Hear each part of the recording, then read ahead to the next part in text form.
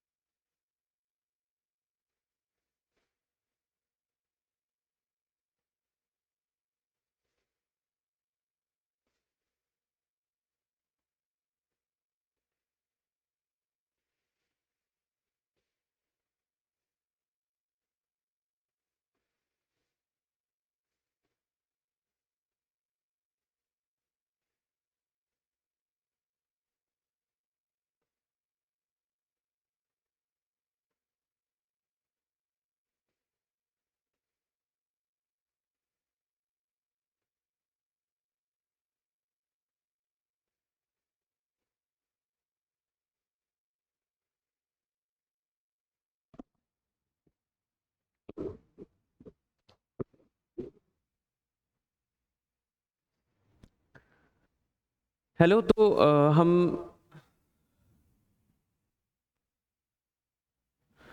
Hello hello guys, नहीं, hello. अब उस लास्ट टॉपिक एंडोमेम्ब्रेन सिक्वेंसली आगे बढ़ाते हुए, तो चलिए अब लास्ट लेक्चर तो चलिए अब लास्ट लेक्चर एंडोमेम्ब्रेन सिस्टम को सिक्वेंसली आगे बढ़ाते हुए हम इसके एक एक कंपोनेंट्स को देखेंगे, जैसे हमने लास्ट डे देखा था एंडोमेम्ब्रेन सिस्टम में।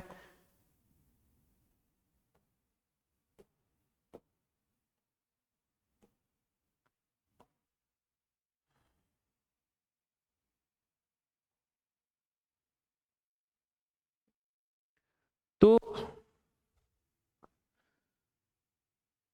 तो अब एंडोमेम्ब्रेन सिस्टम को सिक्वेंशियली आगे तो अब एंडोमेम्ब्रेन सिस्टम को सिक्वेंशियली आगे बढ़ाते हुए हम इसके जितने भी कंपोनेंट्स हैं उनको एक एक करके स्टडी करेंगे। जैसे उनके कंपोनेंट्स थे लास्ट जो हमने देखा, endoplasmic reticulum, Golgi body, vacuoles and lysosome.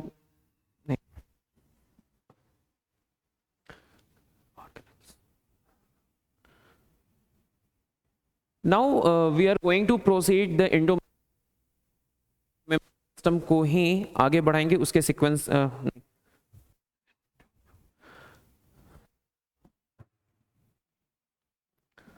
Now we are going to continue endomembrane system, और अब एंडोमेम्ब्रेन सिस्टम के ही सीक्वेंस को हम आगे बढ़ाते हुए इसके अगली कड़ी में आता है कि इसके जितने भी कंपोनेंट्स थे, जैसे endoplasmic reticulum, Golgi body, lysosome and vacuoles, तो इनको ही हम आगे पढ़ेंगे, एक एक करके इनकी स्टडी करेंगे कि एग्जैक्टली एंडोमेम्ब्रेन सिस्टम में जो एंडोप्लाज्मिक रेटिकुलम है उसकी पर्टिकुलर क्या फंक्शन है, गोल्जी बॉडी की क्या फंक्शन है, फिर हम देखेंगे गोल्जी बॉडी के बाद लाइसोसोम की क्या फंक्शन है, उसकी फॉर्मेशन कैसे होती है, and then vacuoles. Now we are going to study endoplasmic reticulum first. तो अगर हम देखें एंडोप्लाज्मिक रेटिकुलम है, कहते हैं कि ये network of tiny tubule like structure present in cytoplasm, यानी कि टीनी ट्यूब्यूल लाइक स्ट्रक्चर है, मतलब छोटा ट्यूब लाइक स्ट्रक्चर है। ये क्या है? छोटा ट्यूब लाइक स्ट्रक्चर है जो कि साइटोप्लाज्म में प्रेजेंट होता है। अगर आप इस एनसीईआरटी के डायग्राम को, तो हमें क्या करना है अभी एनसीईआरटी के डायग्राम, क्योंकि रिसेंटली एनसीईआरटी पैटर्न पे ही पूछ रही है तो डायग्राम भी मोस्ट प्रोबेबली वो एनसीईआरटी ही यूज करेगी। तो हमें एनसीईआरटी के डायग्राम को फोकस करना है। आप देखिए आपके भी बुक में एनसीईआरटी की डायग्राम है। एनसीईआरटी के डायग्राम को अगर हम नोटिस करें तो ये जो स्ट्रक्चर आप देख रहे हो, अगर हम आपको नोटिस कराएं तो देखो ये जो स्ट्रक्चर हमारी जा रही है, ये पूरी की पूरी क्या हमारे एंडोप्लाज्मिक रेटिकुलम है।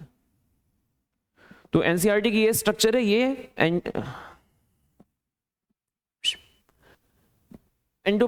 एंडोप्लाज्मिक रेटिकुलम, ये एनसीईआरटी के diagram.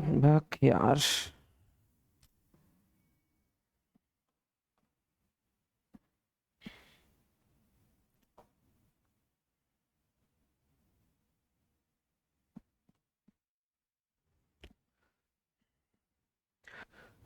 Now we are going to proceed into membrane system. अब हम इनटू मेम्ब्रेन सिस्टम को ही आगे बढ़ाते हुए, इसी के सीक्वेंस को आगे बढ़ाते हुए, इसमें जितने भी कंपोनेंट्स हैं, endoplasmic reticulum, Golgi body, lysosome and vacuoles, इनको एक एक करके स्टडी करेंगे, इनकी डिटेल एनालिसिस करेंगे और एनसीईआरटी ने क्या दे रखा है इनके बारे में उसे पढ़ेंगे और नीट में किस लेवल तक जाता है, इन सारी चीज़ों को देखेंगे। तो आइए सबसे पहले हम स्टडी स्टार्ट करते हैं एंडोप्लाज्मिक रेटिकुलम की। क्या है एंडोप्लाज्मिक रेटिकुलम? अगर हम देखें एंडोप्लाज्मिक रेटिकुलम, तो ये एंडोप्लाज्मिक रेटिकुलम अगर आप डेफिनेशन देखें तो it is a network of tiny tube like structure present in the cytoplasm. ये साइटोप्लाज्म में present tiny tube like structure है।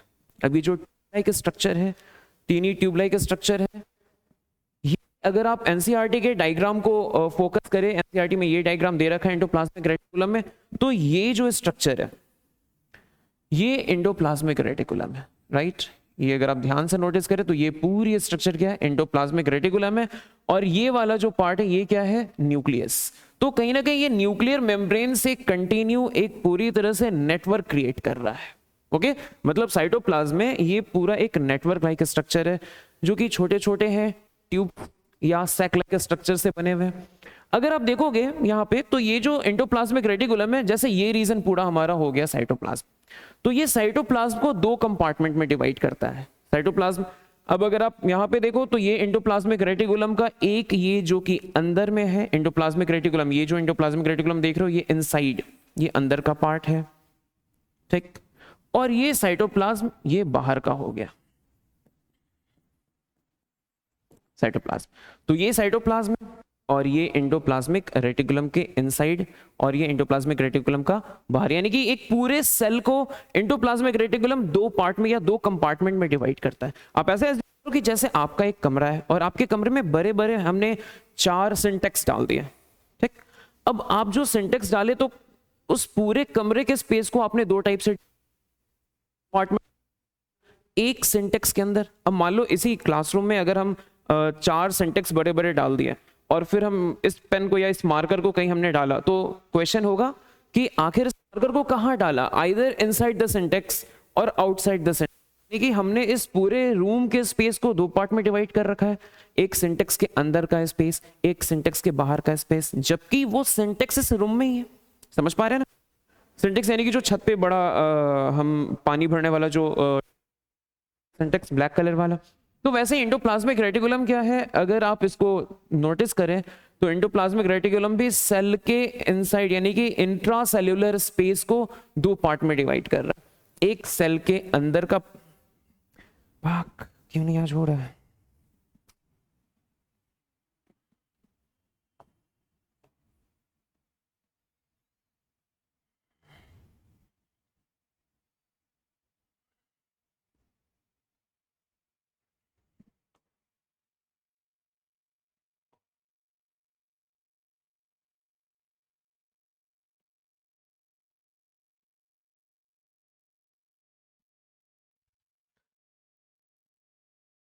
तो आज के लेक्चर में हम एंडोमेम्ब्रेन सिस्टम जो लास्ट लेक्चर था उसी को कंटिन्यू करेंगे। अभी हम देखने जा रहे हैं एंडोमेम्ब्रेन सिस्टम के डिफरेंट कंपार्टमेंट्स। सॉरी,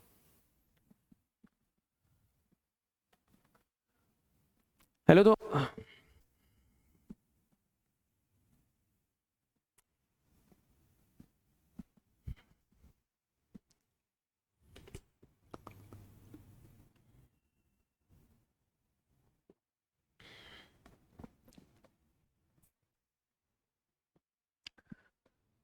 हेलो, आज इस लेक्चर में हम जो लास्ट लेक्चर की एंडोमेम्ब्रेन सिस्टम थी उसी को आज हम कंटिन्यू करने जा रहे हैं। तो आज हम एंडोमेम्ब्रेन सिस्टम में जितने भी कंपोनेंट्स थे जैसे endoplasmic reticulum, Golgi body, lysosome and vacuoles, तो इनको ही हम इनकी डिटेल स्टडी करेंगे कि आखिर एंडोप्लाज्मिक रेटिकुलम क्या है और एंडोप्लाज्मिक रेटिकुलम की क्या फंक्शन है, वैसे गोल्जी बॉडी क्या है उसकी क्या फंक्शन है, लाइसोसोम एंड वैक्यूल्स, तो इन सारे को देखेंगे। तो इसी सीक्वेंस में सबसे पहले आज हम देखते हैं एंडोप्लाज्मिक रेटिकुलम, राइट। तो अगर हम देखें एंडोप्लाज्मिक रेटिकुलम, तो ये एंडोप्लाज्मिक रेटिकुलम एक्चुअल में है क्या? तो ये एक नेटवर्क है, एक सेल के अंदर एक पूरी नेटवर्क के जैसे फैला हुआ है और एक ट्यूब लाइक स्ट्रक्चर, मतलब पूरे ट्यूब्यूलर फॉर्म में या एक सैक लाइक स्ट्रक्चर के फॉर्म में पूरे सेल के अंदर ये फैला पड़ा है। ओके, तो वही कह रहा है कि a network of tiny tube like structure present in the cytoplasm, cytoplasm में ये फैला हुआ है। अब चूंकि ये साइटोप्लाज्म में फैल रखा है तो ये साइटोप्लाज्म को दो हिस्से में डिवाइड करता है।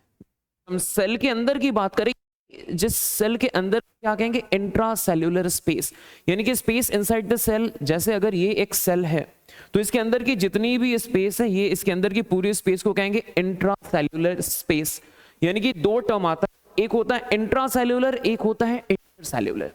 इंट्रासेल्यूलर यानी कि वो स्पेस जो कि सेल के अंदर है, यानी कि प्लाज्मा मेम्ब्रेन से bounded space, the space which is restricted by plasma, that is intracellular space.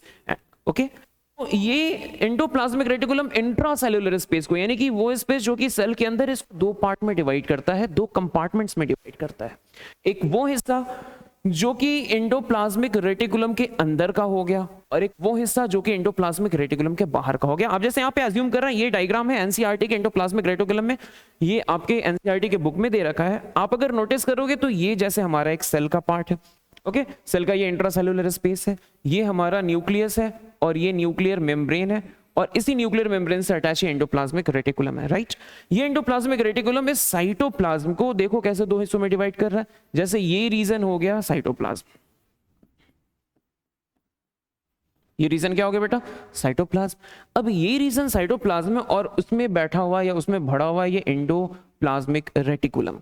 अब ये इस एंडोप्लाज्मिक रेटिकुलम के भी अंदर स्पेस है, जैसे देखो ये स्पेस, ये स्पेस क्या एंडोप्लाज्मिक रेटिकुलम के अंदर की स्पेस है।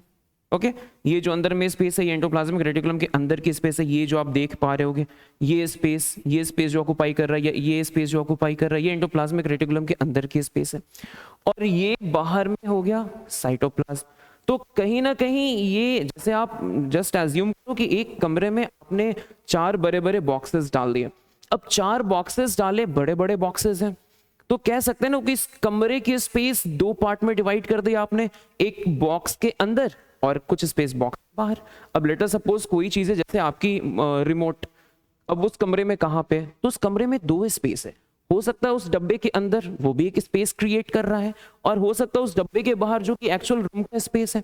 तो वैसे ही साइटोप्लाज्म में भी जो इंट्रा, यानी कि सेल के अंदर भी जो इंट्रासेल्यूलर है, इसको एंडोप्लाज्मिक रेटिकुलम दो कंपार्टमेंट में डिवाइड कर दिया। एक एंडोप्लाज्मिक रेटिकुलम के अंदर का स्पेस और एक एंडोप्लाज्मिक रेटिकुलम के बाहर का स्पेस। तो जो अंदर का स्पेस है इसको कहते हैं ल्यूमिनल पार्ट। क्या कहते हैं, ल्यूमिनल पार्ट। ल्यूमिनल पार्ट या ल्यूमिनल। और जो साइटोप्लाज्म का स्पेस है इसे कहते हैं एक्स्ट्रा ल्यूमिनल। क्या कहते हैं इसे, extra luminal. Now repeating once again, the space inside the endoplasmic reticulum is luminal, and the space outside the endoplasmic reticulum means the space of cytoplasm is extraluminal, right? तो luminal और extraluminal तो यही है। ER divide intracellular space into two compartments, luminal जो कि inside ER है, जो endoplasmic reticulum के अंदर है, ओके, और extraluminal जो cytoplasm का यानी कि endoplasmic reticulum बाहर है। तो इस तरह से एंडोप्लाज्मिक रेटिकुलम इंट्रासेल्युलर स्पेस को दो पार्ट में डिवाइड किया, एक इनसाइड द ईआर, एक outside the ER. Inside the ER luminal and outside the ER extra luminal, right. Clear है ये बात। आइए आगे देखते हैं। अगर हम देखें इसके कंपोनेंट्स, तो जिस तरह से हमने देखा था गोल्जी बॉडी में कंपोनेंट्स थे, वैसे ही यहाँ पे एंडोप्लाज्मिक रेटिकुलम में अगर हम देखें तो एंडोप्लाज्मिक रेटिकुलम के भी कई सारे कंपोनेंट्स होते हैं। तो बेसिकली एंडोप्लाज्मिक रेटिकुलम के 3 कंपोनेंट्स हैं, राइट। एक हमारा सिस्टर्न है, दूसरा हमारा ट्यूब्यूल्स और फिर वेसिकल्स। यानी कि जो एंडोप्लाज्मिक रेटिकुलम बना हुआ है वो 3 कंपोनेंट से बना हुआ है। एक हमारा सिस्टर्न है, दूसरा हमारा ट्यूब्यूल्स और फिर हमारा वेसिकल्स। आइए इसी डायग्राम में देखते हैं कि आखिर सिस्टर्न है, ये आपकी एनसीईआरटी की डायग्राम है, ओके। और एनसीईआरटी के डायग्राम में हम नोटिस करते हैं कि कौन सिस्टर्न है, कौन ट्यूब्यूल्स, कौन वेसिकल्स है। ऑल्दो हमने एंडोमेम्ब्रेन सिस्टम में वेसिकल्स तो पर रखा है, हमने देखा था। वैसे हमने सिस्टर्नल ट्यूब्यूल्स की भी स्ट्रक्चर उसमें देखी थी, बट हमने वेसाइकल्स को ज़्यादा नोटिस किया था कि कैसे वेसाइकल्स एंडोमेम्ब्रेन सिस्टम में वहाँ RER से और SER से लिपिड और प्रोटीन को लेके गोल्जी बॉडी के सिस फेस तक जा रहा था, हमने देखा था ना वेसाइकल्स। वैसे यहाँ पे वही वेसाइकल्स है। तो आइए सबसे पहले सिस्टर्ने देखते हैं। यहाँ देखिएगा ये जो सिस्टर्नी है, ये एंडोमेम्ब्रेन सिस्टम में ये जो आप देख रहे हो दिस इज सिस्टर्ने, ये क्या हमारा सिस्टर्ने है। अब ये जो सिस्टर्नी है, ये सिस्टर्ने में देख रहे हो ये कैसे फ्लैट लग रहा है ना, ये पूरा का पूरा फ्लैट। और ध्यान से देखना ये जो ये लॉन्ग होता है, जो सिस्टर्ने होता है वो क्या होता है, लॉन्ग होता है, फ्लैटेंड होता है, यानी कि ये फ्लैट होता है, देखो चपटा चपटा है ना, फ्लैट है, ओके, लंबा है और फ्लैट है, ओके। और अनब्रांच्ड स्ट्रक्चर, ये सबसे इंपॉर्टेंट कैरेक्टरिस्टिक फीचर है सिस्टर्ने के, क्योंकि जैसे यहाँ पे सिस्टर्ने है, ट्यूब्यूल्स है, वेसाइकल्स है, वैसे ही गोल्जी बॉडी में भी आएगी सिस्टर्ने, ट्यूब्यूल्स, वेसाइकल्स, ये सारे कंपोनेंट वहां भी उसमें भी होते हैं, वैसे ही एंडोप्लाज्मिक रेटिकुलम में भी है। तो ये जो सिस्टर्ने है ये लॉन्ग, फ्लैटेंड, अनब्रांच्ड, आपको इन बातों को ध्यान रखना होगा, ये अनब्रांच्ड है, क्योंकि हो सकता है क्वेश्चन में इसे ब्रांच करके और स्टेटमेंट को सही या गलत आपसे पूछ ले। तो ये बात दिमाग में आपके हमेशा रहना चाहिए कि जो सिस्टर्ने है वो एक अनब्रांच्ड स्ट्रक्चर है, राइट। कैसे स्ट्रक्चर है, अनब्रांच्ड स्ट्रक्चर है। तो आप यहाँ पे देख रहे हो ये जो पार्ट है, ये पार्ट जो कि न्यूक्लियर मेम्ब्रेन से ही लगी हुई है, ये क्या है, ये सिस्टर्ने कंटेन, ये सिस्टर्ने कॉन्स्टिट्यूट कर रहा है। ये क्या बना रहा है बेटा, सिस्टर्ने, ओके, ध्यान से देखना। अब ये जो सिस्टर्ने हैं, आप ध्यान से, इसमें बहुत अच्छे से दिख रहे हैं, इवन जब आपने बुक में देख रहे होगे, बुक में एकदम ध्यान से देखो, यहाँ पे अपने बुक निकालो और बुक में इस चीज को देखो कि ये जो सिस्टर्ने है, सिस्टर्ने के ऊपर आपको ये बॉल लाइक स्ट्रक्चर छोटे छोटे नजर आ रहे हैं, दाने जैसे छोटे छोटे नजर आ रहे हैं, एकदम ध्यान से देखो, ये स्ट्रक्चर छोटे छोटे छोटे छोटे नजर आ रहे हैं।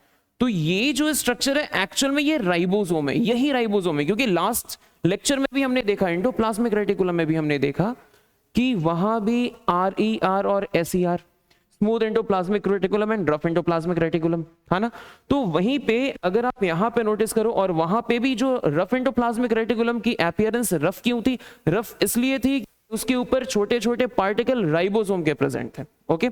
यहाँ भी क्या है, छोटे छोटे पार्टिकल राइबोसोम के प्रेजेंट हैं, ये आपको दिख रहा है, ध्यान से देखना, ये आपको दिख रहा है, दिख रहा है ना, ये बुक में ही दिख रहा है। तो अगर ये वाला पार्ट सिस्टर्ने है और सिस्टर्ने के ऊपर राइबोसोम है, ध्यान से नोटिस करना, सिस्टर्ने के ऊपर राइबोसोम है, ठीक, यानी कि ये जो हमारा सिस्टर्ने है ये क्या कॉन्स्टिट्यूट कर रहा है, RER, रफ एंडोप्लाज्मिक रेटिकुलम। क्योंकि अगर आप वैसे भी इनको देखोगे, वैसे भी अगर आप इनको देख रहे हो, अपने बुक में नोटिस कर रहे हो, तो ये पूरी अपीयरेंस कैसी आ रही है, रफ आ रही है, रफ अपीयरेंस आ रही है ना। तो ये हमारा क्या है, रफ एंडोप्लाज्मिक रेटिकुलम, RER, जो कि कौन कॉन्स्टिट्यूट कर रहा है, सिस्टर्ने। कौन कॉन्स्टिट्यूट कर रहा है बेटा, सिस्टर्ने, ओके।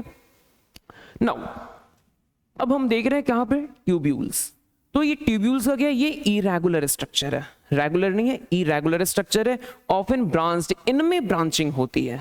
सिस्टर्ने अनब्रांच्ड है, कभी ये माइंड से मिस नहीं होना चाहिए। वैसे ही ये हमारा ट्यूब्यूल्स, ये पूरी तरह से, या कह सकते हैं ये ऑफन ब्रांच्ड स्ट्रक्चर होती है, मतलब इसमें ब्रांचिंग भी हो सकते हैं, नहीं भी हो सकते हैं। Often branch tube like structure, अब जैसे नाम है वैसा ही इसका स्ट्रक्चर, चूंकि ट्यूब लाइक स्ट्रक्चर, और हमने टर्म भी क्या दिया बेटा, सॉरी, हमने टर्म भी क्या दिया, ट्यूब्यूल्स, हमने टर्म भी क्या दिया, ट्यूब्यूल्स।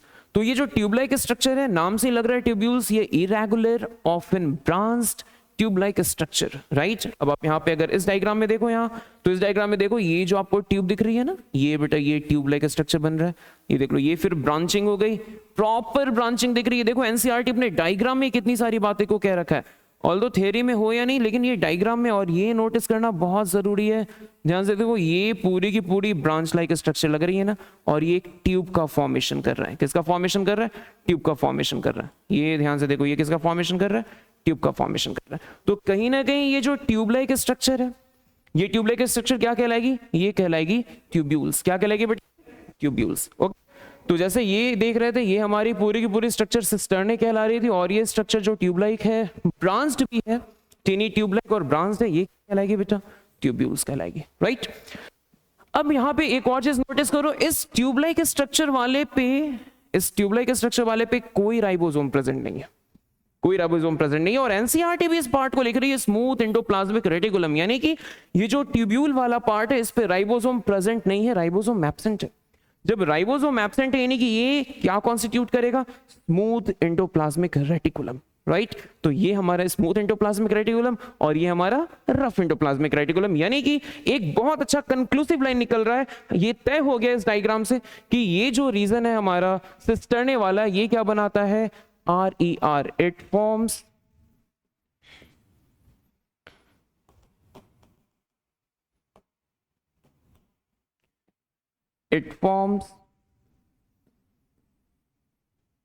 RER, यानी कि RER कौन बना रहा है, सिस्टर्ने। और ये भी तय हो गया डायग्राम देख के कि ये जो हमारा SER है ये कौन बना रहा है, ट्यूब्यूल्स, यानी कि tubules form SER, exactly RER और SER, सिस्टर्ने एंड ट्यूब्यूल्स। और ये क्लियरिटी कौन दे रहा है, NCERT, यही डायग्राम।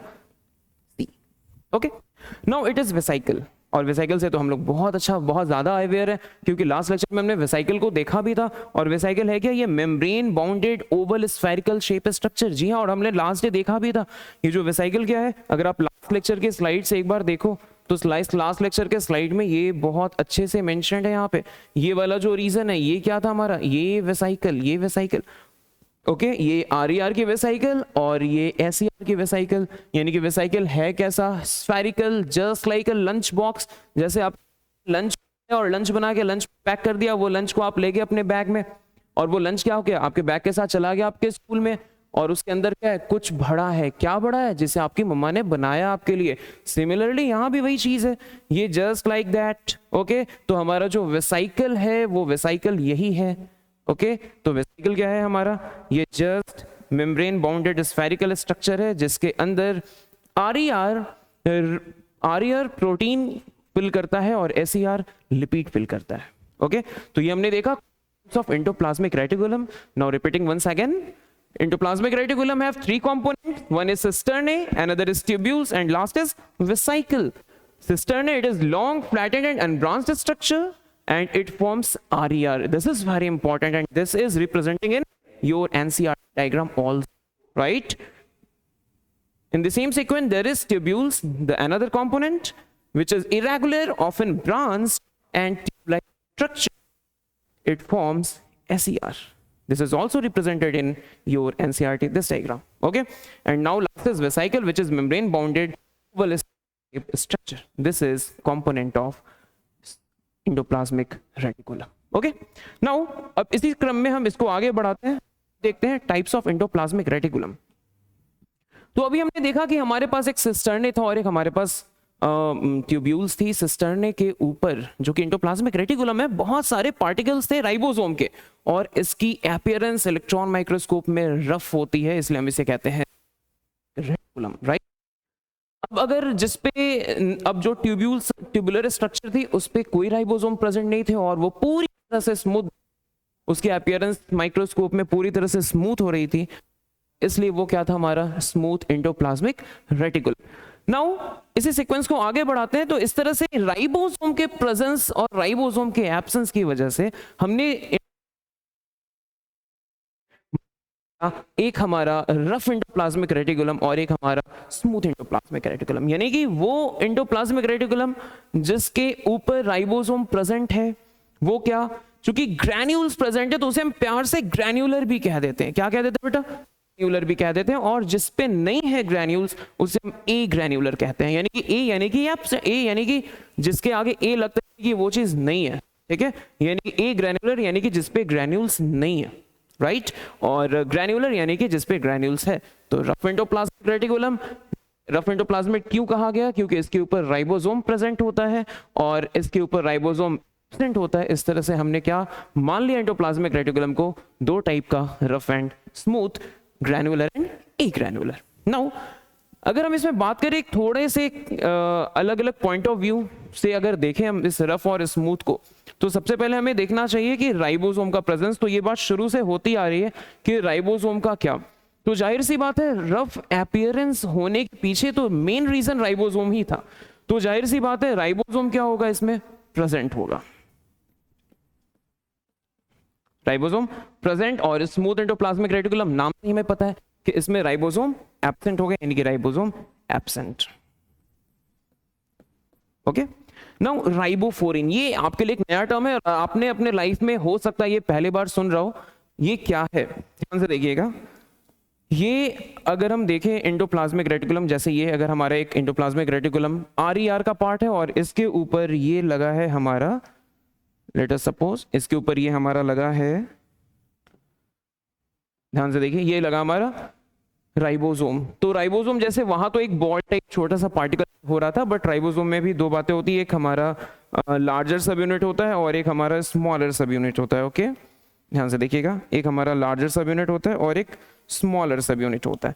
तो जब राइबोसोम एंडोप्लाज्मिक रेटिकुलम के ऊपर आते हैं और जब अपनी फंक्शन परफॉर्म करना शुरू करते हैं, तो राइबोसोम, ये चीज हम आगे पढ़ लेंगे, मतलब ये आगे के टॉपिक है, बट अभी बस जस्ट फॉर इस चीज को समझने के लिए हम जान रहे हैं कि राइबोसोम हमारा सिर्फ यूं ऐसे जो हमने लगा रखा था ऐसा नहीं होता है, बल्कि वो दो सब यूनिट्स में होता है, ठीक है, और वो कुछ यूं अटैच होता है। तो ध्यान से देखना, अब जैसे ये राइबोसोम, ये एंडोप्लाज्मिक रेटिकुलम, थोड़ा माइक्रोस्कोपिक लेवल पे अपन जा रहे हैं। ओके, तो ये राइबोसोम, अभी तो ऐसे हम जानते हैं कि राइबोसोम के ऊपर एंडोप्लाज्मिक रेटिकुलम के ऊपर, अभी तो हम ये जानते हैं कि एंडोप्लाज्मिक रेटिकुलम के सरफेस पे राइबोसोम है, बट वो जो सरफेस पे है वो क्या, अगर आप वो जो सरफेस पे है, ये हमारा हो गया जैसे राइबोसोम और ये एंडोप्लाज्मिक रेटिकुलम की सरफेस, ये इसके ऊपर इस तरह से एक स्टॉक लगा होता है जो कि ग्लाइकोप्रोटीन की ही बनी होती है। किसकी बनी होती है? ग्लाइकोप्रोटीन।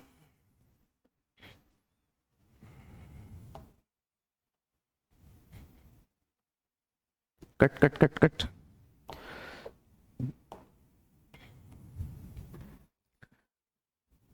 अब आते हैं राइबोफोरिन। ये राइबोफोरिन क्या है? राइबोफोरिन, आइए इसके लिए राइबोफोरिन को जानने के लिए हम थोड़ा सा माइक्रोस्कोपिक लेवल पे एंडोप्लाज्मिक रेटिकुलम को लेते हैं। जैसे लेटर सपोज ये हमारा एंडोप्लाज्मिक रेटिकुलम है। अब एंडोप्लाज्मिक रेटिकुलम पे हमें पता है कि राइबोसोम प्रेजेंट होता है। ये जो हमारा राइबोसोम है, ये रहा राइबोसोम जो कि एंडोप्लाज्मिक रेटिकुलम के ऊपर है। अब होगा कैसे, ध्यान से देखना, ये राइबोसोम एंडोप्लाज्मिक रेटिकुलम के ऊपर कुछ इस तरह से एक स्टॉक लाइक स्ट्रक्चर से कनेक्टेड होता है, राइट? एकदम और भी ज्यादा अगर इसको क्लोज व्यू लिया जाए तो कुछ स्टॉक लाइक स्ट्रक्चर से ये कनेक्टेड होता है, और ये जो स्टॉक लाइक स्ट्रक्चर है इसे कहते हैं राइबोफोरिन।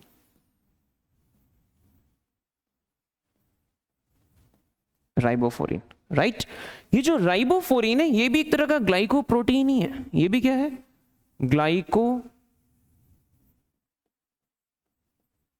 ये भी ग्लाइकोप्रोटीन ही है। राइबोफोरिन भी क्या है बेटा? ग्लाइकोप्रोटीन ही है। ओके, तो अब सवाल उठता है कि राइबोफोरिन को अगर देखें तो क्या रफ एंडोप्लाज्मिक रेटिकुलम में राइबोफोरिन होगा? जाहिर सी बात है, जब राइबोसोम प्रेजेंट है और राइबोसोम राइबोफोरिन के सहारे ही रफ एंडोप्लाज्मिक रेटिकुलम पे अटैच है, मतलब एंडोप्लाज्मिक रेटिकुलम पे अटैच है राइबोफोरिन के ही सहारे राइबोसोम, तो जाहिर सी बात है कि इसमें तो इसका प्रेजेंस होना ही होना है। यानी कि अगर हम बात करें रफ एंडोप्लाज्मिक रेटिकुलम की राइबोफोरिन के एस्पेक्ट में, तो ऑब्वियस सी बात है ये क्या होगा? प्रेजेंट।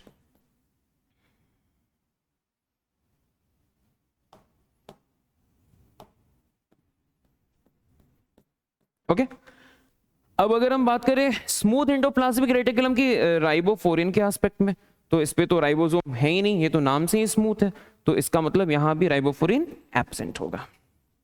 नेक्स्ट, कंपोनेंट्स की अगर हम बात करें, कंपोनेंट्स में क्या है? रफ एंडोप्लाज्मिक रेटिकुलम, अभी हमने एकदम क्लियर करके आया है, क्रिस्टल क्लियर करके आया है कि यहां पे जो कंपोनेंट है, कौन सी कंपोनेंट है? सिस्टर्नी।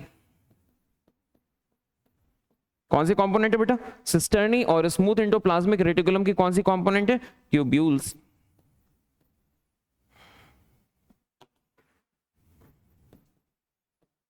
ट्यूब्यूल्स। ओके, फंक्शन में अगर हम देखें, ये बहुत इंपॉर्टेंट है, अगर रफ एंडोप्लाज्मिक रेटिकुलम की फंक्शन देखें तो प्राइम फंक्शन क्या नजर आ रही है? आपने ये चीज 9th में भी पढ़ रखा होगा, बेसिक क्लासेस में भी पढ़ाए जाते हैं कि जो RER होते हैं, पहली चीज जो बेसिक में पढ़ाई जाती है कि RER जो होते हैं वो प्रोटीन सिंथेसिस में पार्टिसिपेट करते हैं, और ये चीज हमने लास्ट लेक्चर में भी, तो मेम्ब्रेन सिस्टम में भी, कि RER प्रोटीन सिंथेसिस, राइट? तो जाहिर सी बात है ये protein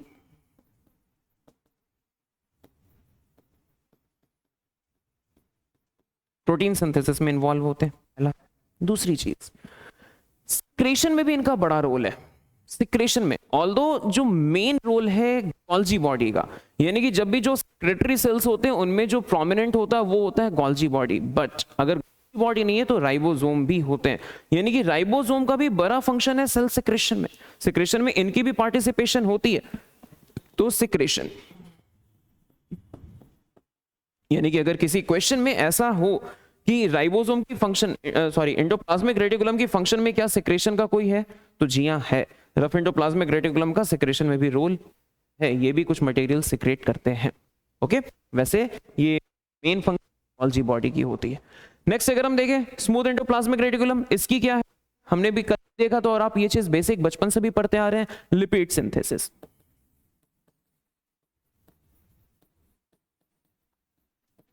lipid synthesis, okay. Lipid synthesis के बाद एक और बहुत मोस्ट इंपॉर्टेंट टर्म्स है लिपिड सिंथेसिस, जैसे स्टेरॉइड सिंथेसिस। ध्यान से देखिएगा, दूसरे फंक्शन क्या होते हैं, स्टेरॉइडल हार्मोन सिंथेसिस।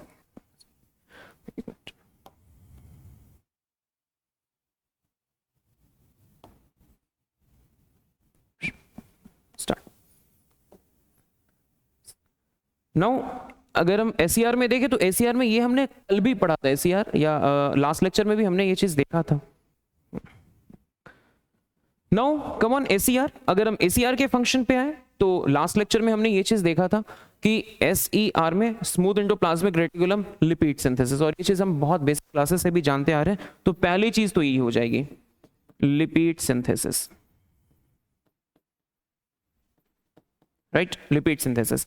लेकिन लिपिड सिंथेसिस के अलावा बहुत सारे रोल हैं, काफी बड़ा रोल होता है स्मूथ एंडोप्लाज्मिक रेटिकुलम का, खासकर हमारे लीवर में। ओके, खैर पहले यहां पे देखते हैं लिपिड सिंथेसिस में। दूसरा, ये जो एक तो लिपिड सिंथेसिस है, दूसरा जो इसका रोल हो सकता है वो क्या होता है, स्टेरॉइडल हार्मोन सिंथेसिस। वैसे स्टेरॉइडल हार्मोन जो होते हैं, स्टेरॉइड्स होते हैं, वो लिपिड से ही बनते हैं, जाहिर सी बात है जब ये लिपिड बना रहा है तो स्टेरॉइडल हार्मोन भी बनाएगा। Steroidal hormone synthesis, steroidal hormone synthesis. ये जो स्टेरॉइडल हार्मोन सिंथेसिस यानी कि जो स्टेरॉइडल हार्मोन्स होते हैं वो कौन होते हैं, जैसे लिपिड से बने होते हैं, जैसे टेस्टोस्टेरोन, प्रोजेस्टेरोन, इन जैसे जो भी हार्मोन्स हैं उनको बनाता है स्मूथ एंडोप्लाज्मिक रेटिकुलम। इसके अलावा एक और बहुत मोस्ट इंपॉर्टेंट फंक्शन होती है उसकी, वो होती है ग्लाइकोजन मेटाबॉलिज्म, यानी कि जो ग्लाइकोजन की मेटाबॉलिज्म होती है, जो कार्बोहाइड्रेट की हमारे बॉडी में मेटाबॉलिज्म होती है, खासकर जो लिवर में होती है, उसमें स्मूथ एंडोप्लाज्मिक रेटिकुलम का भी बड़ा रोल है। तो यहां पे हम ये भी मेंशन कर सकते हैं कार्बोहाइड्रेट मेटाबॉलिज्म। वैसे अगर कहना चाहो तो इनके कई सारे फंक्शंस हो सकते हैं, बट अब जो अभी की हमारी नीट है, अभी जो ट्रेंडिंग नीट की चल रही है, जो ट्रेंड चल रही है, एनसीईआरटी बेस्ड है, हमें उन पे ही फोकस करना है। बट जब एम्स हुआ करती थी पहले तो हम बहुत ब्रॉड, इनमें काफी डिटेल जाया जाता था।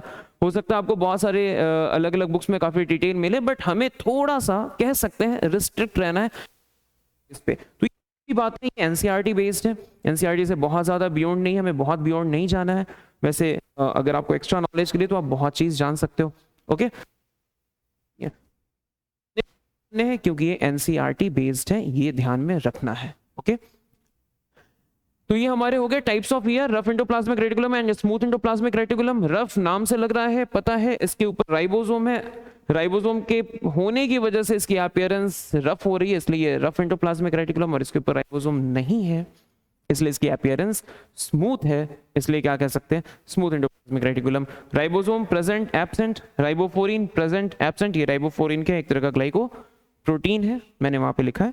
कंपोनेंट्स, इसकी सिस्टर्नी होती है और इसके ट्यूब्यूल्स ही होते हैं। फंक्शंस, यहाँ protein synthesis, cell secretion, lipid, smooth endoplasmic reticulum, lipid synthesis, steroidal hormone synthesis, carbohydrate metabolism. Okay, अब इसी चीज में हम इसके फंक्शन पे आते हैं कि what are the functions of endoplasmic reticulum. नहीं, पहले हम आते हैं मॉडिफिकेशन पे। नाउ में हम किस पे आते हैं, मॉडिफिकेशन ऑफ एंडोप्लाज्मिक रेटिकुलम।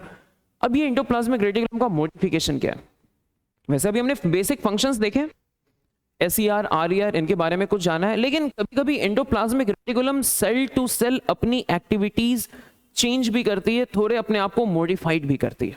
इसी मॉडिफिकेशन में सबसे पहला हमारा सार्कोप्लाज्मिक रेटिकुलम, क्या है हमारा सबसे पहला पॉइंट, सार्कोप्लाज्मिक रेटिकुलम। अब ये जो सार्कोप्लाज्मिक रेटिकुलम है, okay, sarcoplasmic reticulum, Sarco term जो जिन लोगों ने थोड़ी भी पढ़ी होगी वो सार्को मतलब, सार्को टर्म का मतलब बहुत अच्छे से समझ जाएंगे।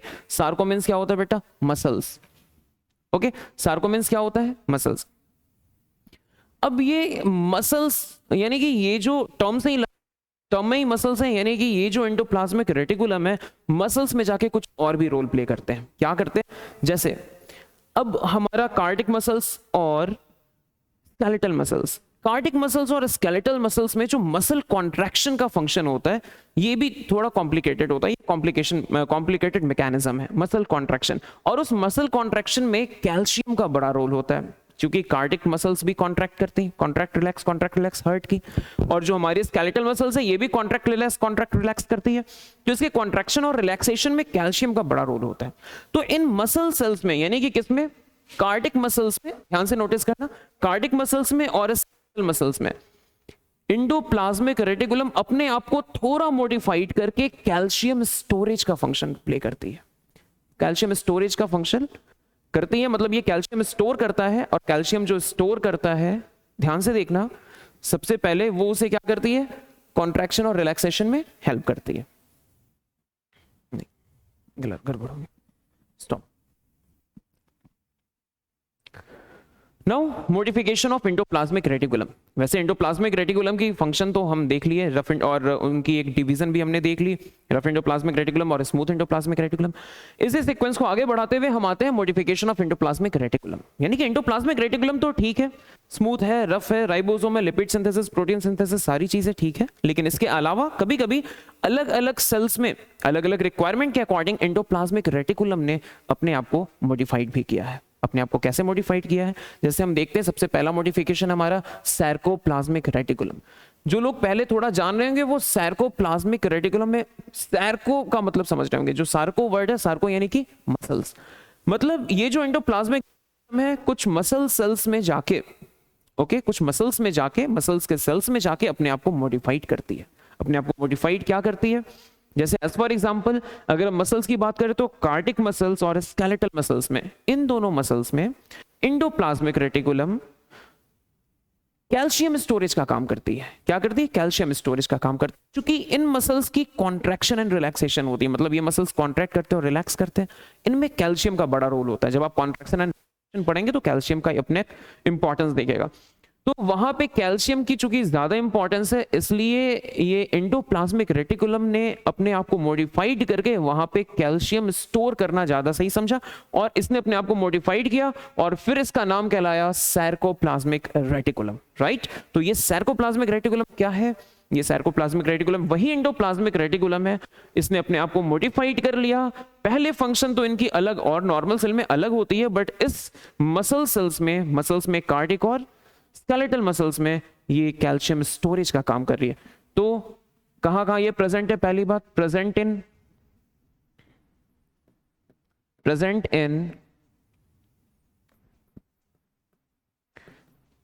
Cardiac and skeletal muscles, cardiac और स्केलेटल, तो कार्डिक और स्केलेटल मसल्स में ये प्रेजेंट होता है, ठीक है ना। फंक्शन क्या है, इट स्टोर कैल्शियम, ये क्या स्टोर करती है, कैल्शियम स्टोरेज का फंक्शन करती है, ठीक है ना। इट हेल्प इन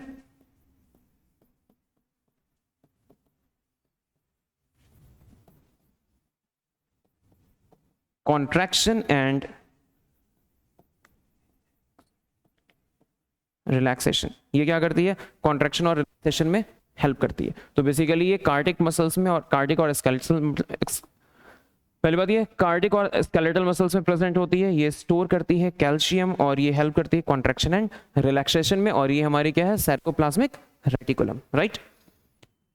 अब अगर हम आ जाए एक हमारे पास और मॉडिफिकेशन, ये हमारा क्या है, माइक्रोसोम। ये माइक्रोसोम्स क्या है, ये माइक्रोसोम्स ये फ्रैगमेंट्स ऑफ आरईआर। अगर हम इसे देखें, एक ये जो हमारी सार्कोप्लाज्मिक रेटिकुलम है ये स्पेशली हमारी एसईआर होती है, यार गड़बड़ा गया,